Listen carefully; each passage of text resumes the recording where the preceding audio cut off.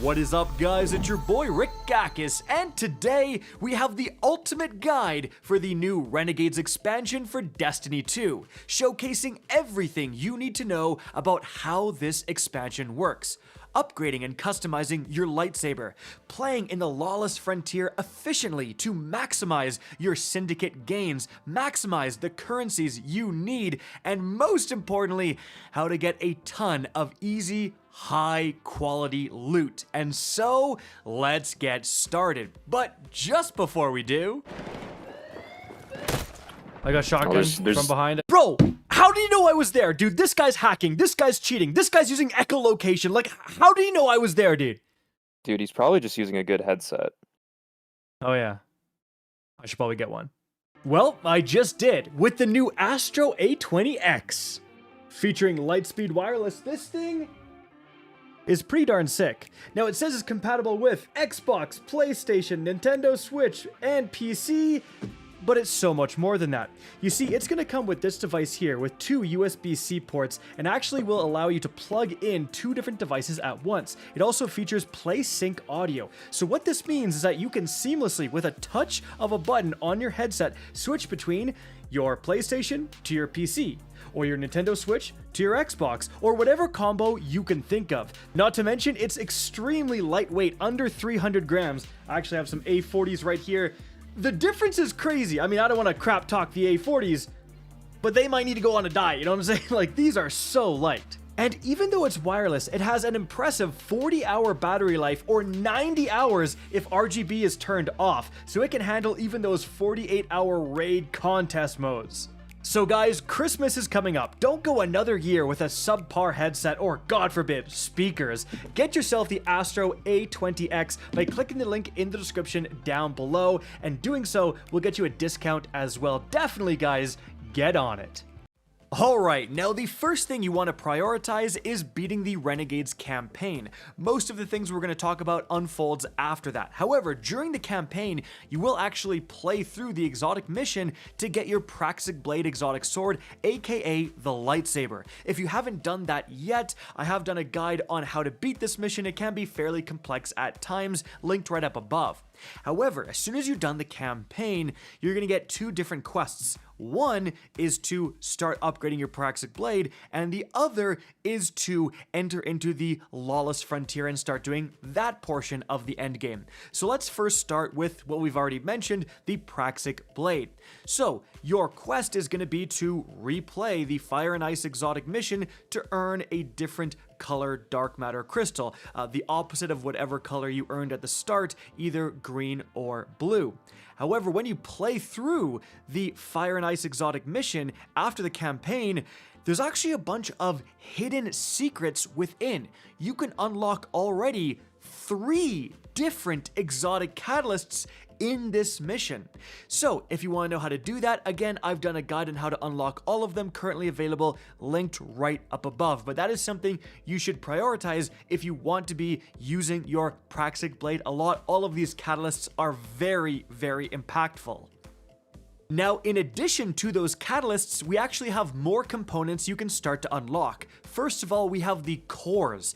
These are going to add an elemental effect depending on your super to the Praxic Blade, either for blocking, attacking, or on thrown hits. So, the first core you can unlock comes from this Sleeping Drag.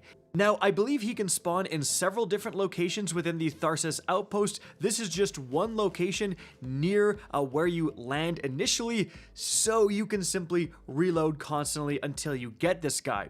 However, keep in mind how you're supposed to get the core is exactly how you see me do it. I'm spending 100 of the credits currency each time I interact with him, and he gives you pretty much nothing or junk or random stuff until eventually he will give you that core. Importantly, guys, at the time I'm making this video, I believe this is kind of patched, and the price that you have to spend is raised up to like 77,000 because there was a glitch where the armor he would give you was like illegal rolls. It would give you like 50, for example, grenade stat all at the same time or something. So eventually that will get fixed, and then it'll go back to exactly the method I'm explaining in this video. Find this sleeping guy, spam your currency, get the core.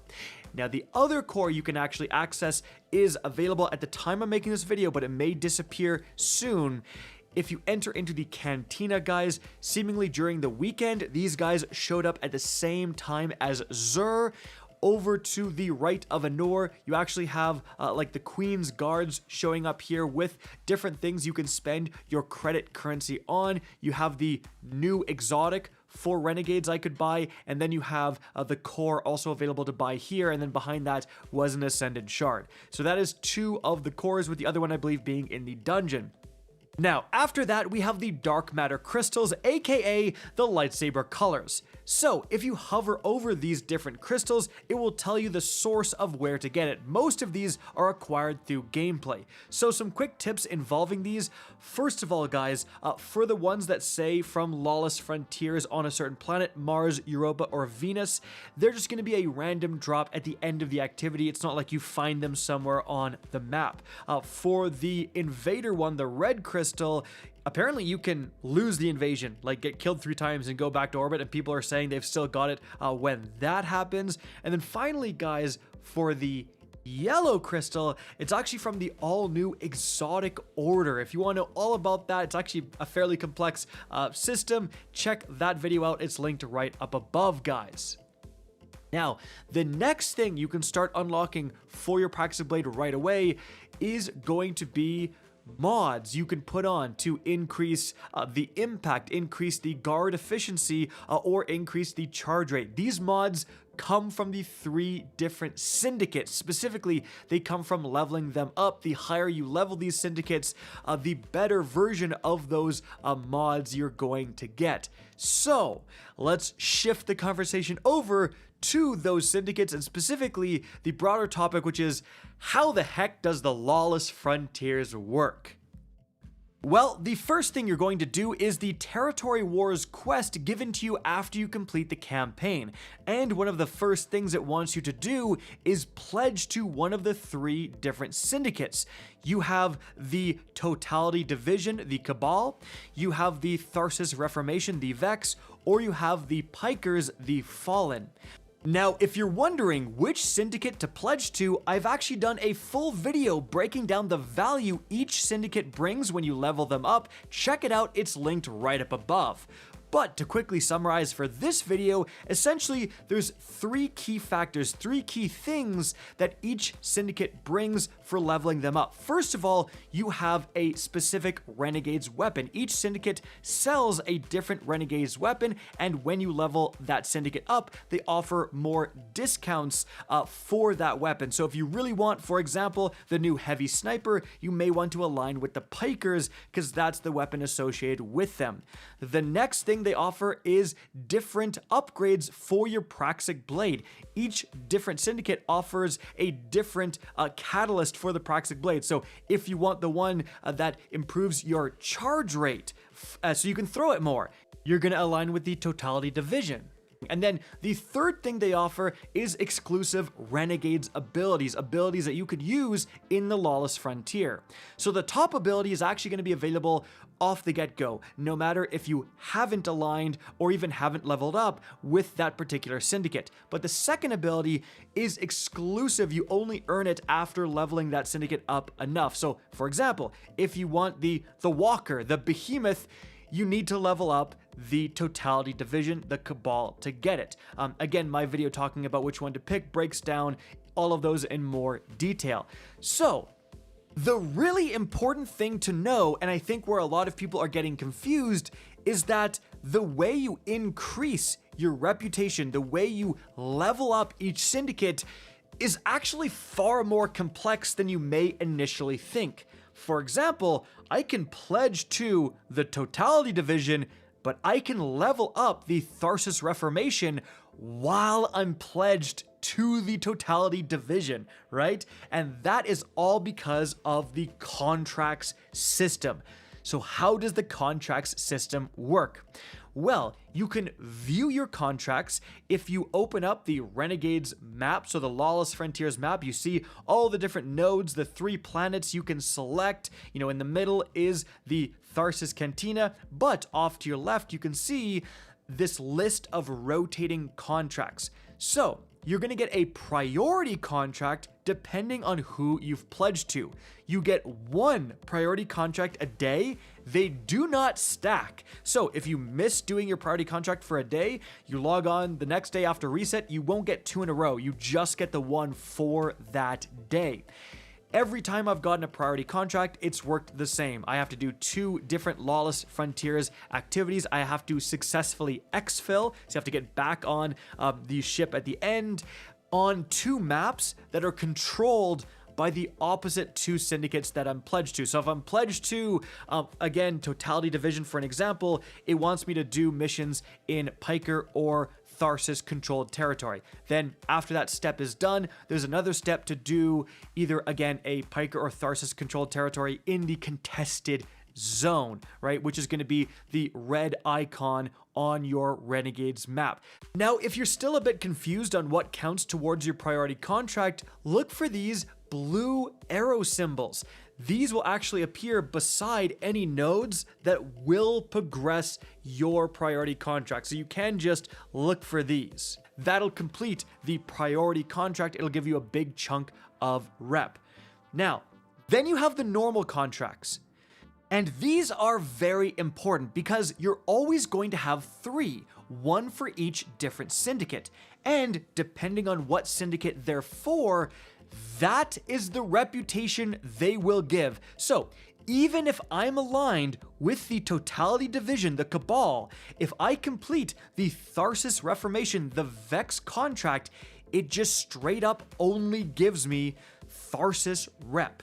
And so that means a few different important things.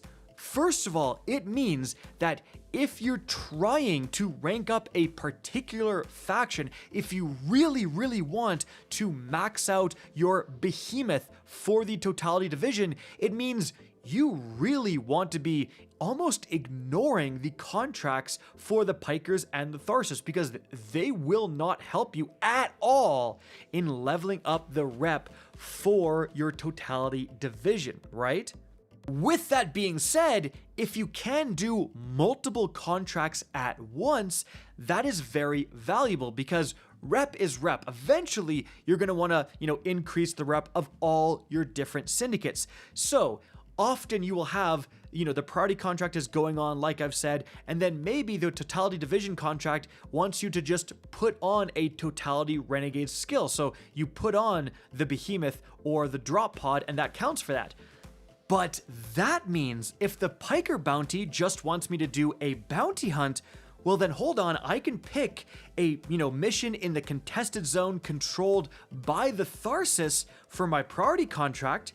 I put on the Imperium drop pod for my Totality contract, and then guess what? If it's bounty hunt, that completes my Piker contract, right?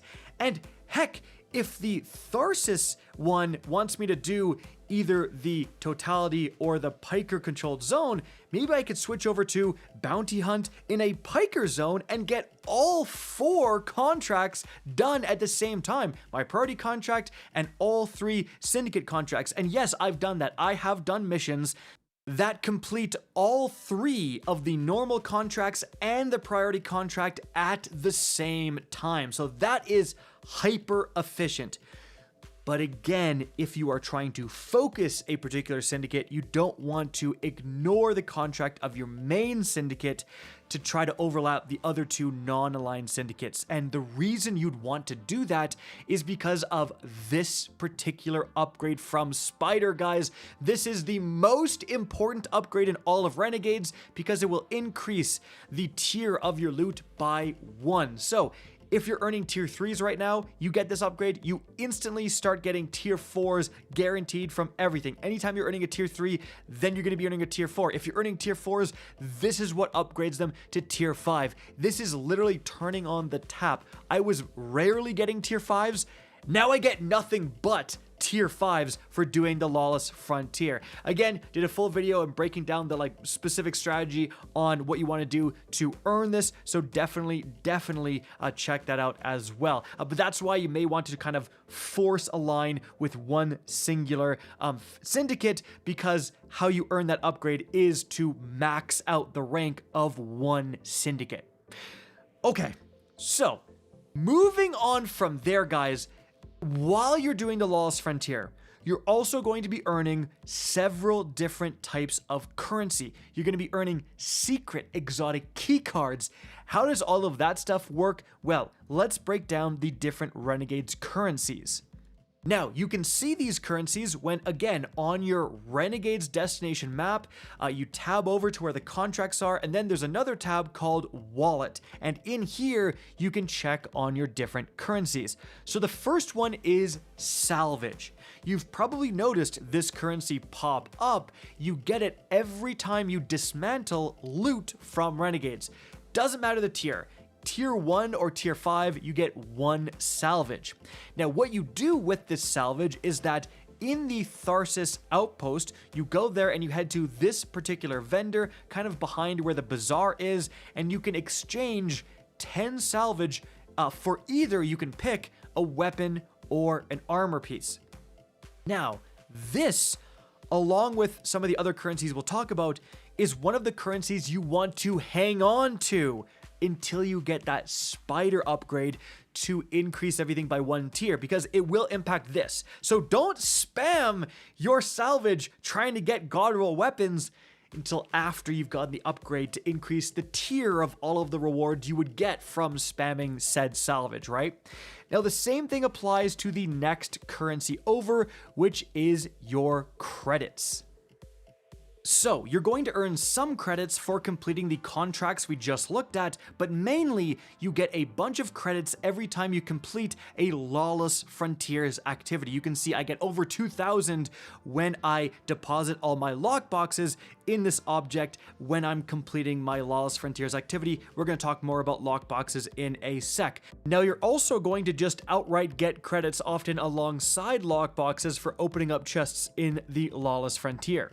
But you earn credits for playing Lawless Frontiers mainly, and then you're spending your credits on things inside the Tharsis outpost. So, if I head to the bazaar here and I want to get weapons, they cost credits. If I want to get armor, they cost credits. If I go in and want to get lightsaber parts from the syndicates, they cost credits. So like everything you're buying in this Tharsis outpost requires credits. So this will get much more valuable as you progress into the end game, and like salvage, these are something you kind of want to hold on to, right? Except for obviously you do need credits to upgrade your Renegades abilities, so it's one of those things where you're gonna have to spend a few credits to like max out certain Renegades abilities that you plan on using as you're doing the Syndicate grind and stuff like that. But again, hang on to a bunch until after you've gotten that tier upgrade, and then that's going to help you when you spam a certain weapon you want to get the god roll for. Obviously, you're going to get a higher tier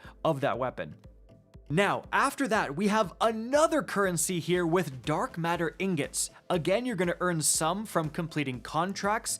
Mainly, you're going to get them at the end of Lawless Frontier activities. Again, as you can see, I'm getting like, 14 or 20 or more for turning in all my lockboxes.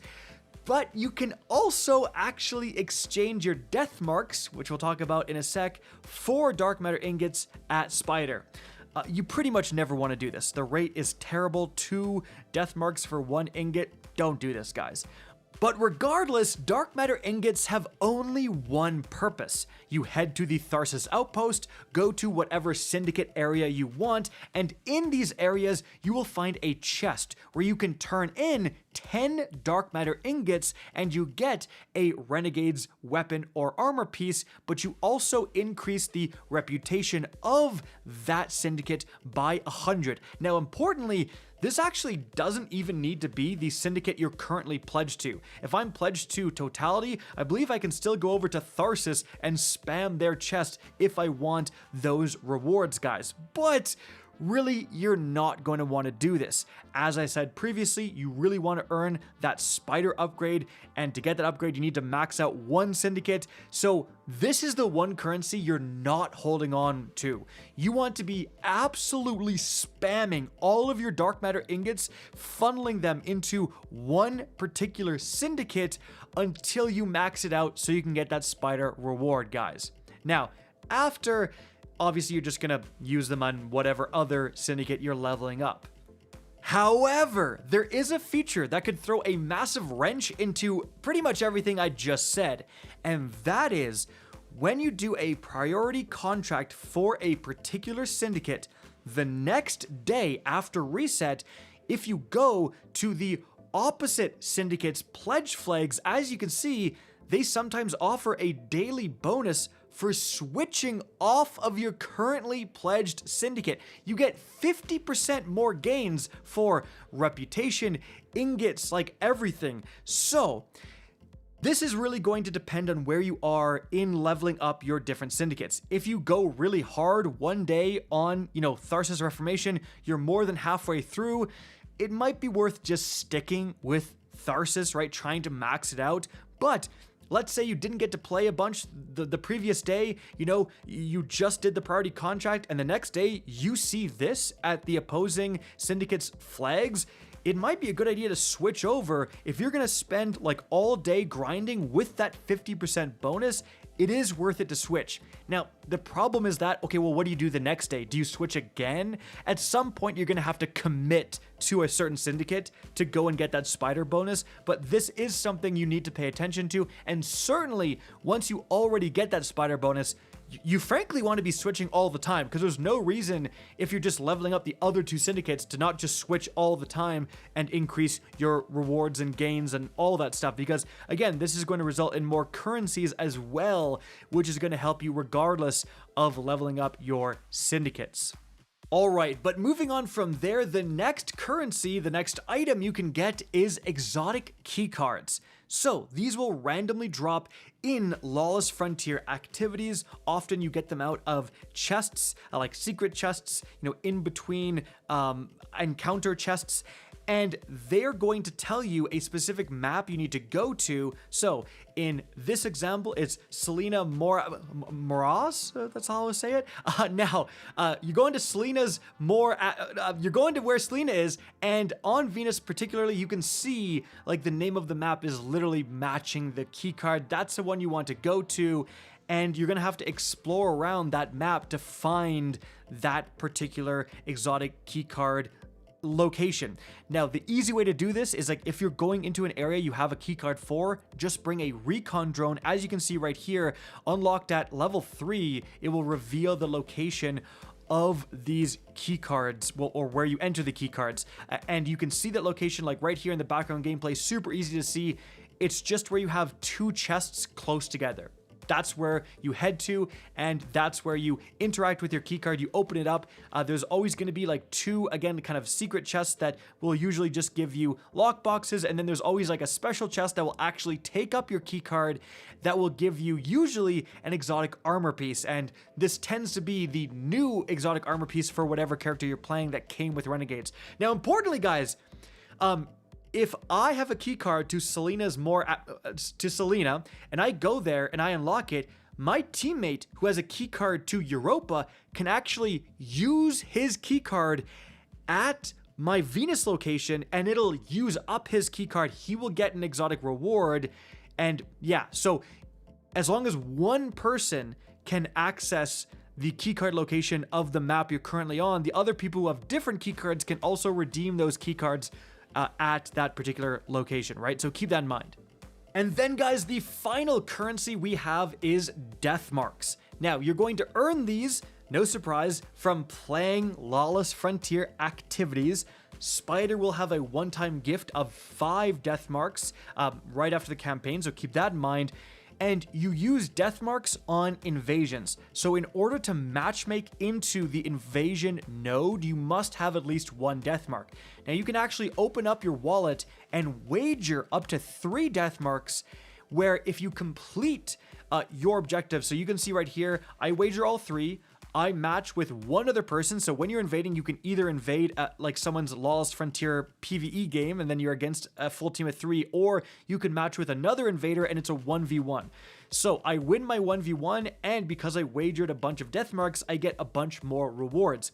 You can see here, I have another example of, again, a 1v1, but I win this one. I didn't wager anything. I only had the 1 death mark, and I get much less rewards. So it's kind of like, how confident are you in your abilities? If you're confident, wager more death marks. If you're not, just use one. Now I should mention that the red crystal, the red lightsaber crystal, spawns only from invasions, so maybe don't wager too much because you might just need to do a lot of different invading to get the red crystal, and so you don't want to expend all of your death marks by wagering them.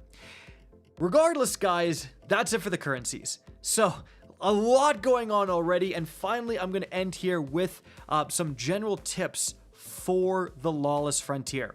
So the first thing I want to mention is that Renegades has its own version of a special shiny weapon. So anytime you get Renegades weapons, and that is, at the end of a Lawless Frontier run, or when you're buying a certain weapon from the cantina, right? Or when you're spamming your ingots, in this example right here, and you get a weapon, sometimes it comes already masterworked. This is that special, like, shiny weapon. Now, it doesn't actually change the appearance of these weapons, but rather, as you can see right here, they come with their own unique origin trait that will reload the weapon and reduce the cooling mid-firing. So this can massively extend how long you can shoot before these heat weapons, well, overheat. So definitely something to keep an eye on. Now, aside from that, specifically to the Lawless Frontiers, when you're doing the Lawless Frontier, you're going to have a bunch of different locations, a bunch of different descriptions. You have bounty hunt, sabotage, whatever. Frankly, most of that stuff doesn't actually matter, and it's really just you trying to align your contracts with whatever Lawless Frontier activity you're doing. Like going into a sabotage or going into a bounty hunt, it's just going to be different objectives you have to do for the different encounters. Now, these objectives are always somewhat simplistic. So, if it's smuggle, you're going to get the objective where you have to carry the cargo slowly, use your lightsaber to jump and slash to go faster, or you can block while you're carrying, stuff like that. Whereas if it's a bounty hunt, you're going to have a big boss fight at the end, right? Again, it's not really going to make the experience so unbelievably different that this matters a ton that I'm saying, never do bounty hunts, is more efficient to do sabotages. No, it doesn't make that big of a difference or anything like that. You're really just doing whatever aligns with the majority of your contracts, right? Now, when you're in these Lawless Frontier activities, you kind of have an interesting split of what you need to do. First of all, you're trying to get all of the main encounters done as quickly as possible so you can get the rewards and load into another Lawless Frontier activity to get more rewards. But at the same time, you also do want to have a little bit of exploration. If you see, a nearby jammer, might be a good idea to go get that done. If you see a nearby glimmer extraction, like random thing, go get that done because you will get a chest, and that chest will almost always reward lockboxes. So let's talk about lockboxes. They are essentially bonus loot for extracting. So you get a weapons lockbox. Well, guess what? If you extract, if you get in the hawk and get away, you can interact with this object at the end before like the main chest explodes loot all over you, and you will likely, if you got a purple weapons lockbox, you're gonna get a weapon from that thing you're interacting with. And that same exact logic and reasoning applies to if you get dark matter lockboxes. You're going to get more dark matter ingots. Sometimes you get the credits lockboxes, right? Like all these lockboxes, you're getting as many as possible, and that will give you more rewards. So if you went and explored and got every single random event chest and hidden chest, you're going to have a ton of lockboxes. You're going to get like a ton of currency and loot at the end, but again, that's hyper inefficient, and the other chest gives way more rewards in terms of actual weapons and armor. So just keep that in mind. Like if there's nearby secret chests, nearby random encounters and stuff like that, go do them, but don't go crazy out of your way and think you need to explore the entire map, because that is getting inefficient. But speaking of chests, remember, as you can see right here, it's not just chests that award loot. You have ammo chests, you have these renegade ability chests, and those can be really important for spamming your renegade abilities. And heck, the invaders can access these too. I've had invaders call in multiple behemoths, even though they're only supposed to get one. Well, they're calling in one, they're dying, and they're finding another renegade's chest and refilling that renegade's ability. So keep those in mind too. Also, as for some tips for Renegade abilities, some have certainly risen to the top of the meta above others. Personally, I love the Imperial Behemoth. This thing shreds. Dude, I don't think anyone has had a single successful invasion because we just call in the Behemoths and like, okay, you have your Izanagi sniper rifle. Great job, dude. Good luck. You know what I mean? I'm gonna walk you down. Good luck. It never works out for the invader. Like, never, okay? So, the Behemoth is also unreal just in slaying ads. If you don't have a great build, if you're a relatively new or returning player, get the Behemoth because you don't need a build. The Behemoth just kills everything, right? Seriously. On top of that, Revitalize has become the meta for invaders. So initially, this ability just gives you Cure. Who cares? But if you level it up, it gives you Super. So you can see in these invasion clips, you throw down a Revitalize, dude, I just get my entire Super right now. So now I'm invading with a Super. Yeah, it's very, very good. And that's like, if you think, I've seen people on Twitter say like, is this invader cheating because they did 3 different supers on me? No, dude, they're just calling down Revitalizes every single time they respawn, right? Like, it's kind of broken for invading. And another key one is the recon drone. Again, if you're going in with a keycard, you want a recon drone. If you're being invaded and you have a fully upgraded recon drone, it will ping where the invader is. If you're invading, right, a recon drone is also very useful. That's definitely been a one that I really like. And then also the strafing run. If you max out a strafing run, it nukes even the bosses. Like, it's actually crazy.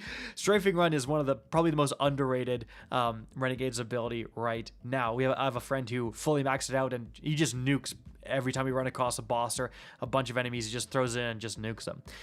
Guys, I think that covers pretty much everything you're going to need to know about how Renegades works. I hope you guys enjoyed this video, found it informative, and if you did, please remember to help me out by simply rating and especially sharing this video. If you guys want to see more Destiny 2 content similar to this, don't be afraid to slap that subscribe button. If you want to get in touch with me and keep up to date with the latest channel activity, the best way is to follow me on Twitter at RickCacus, that is linked in the description down below. Again, I hope you enjoyed the video, and as always, have a good day.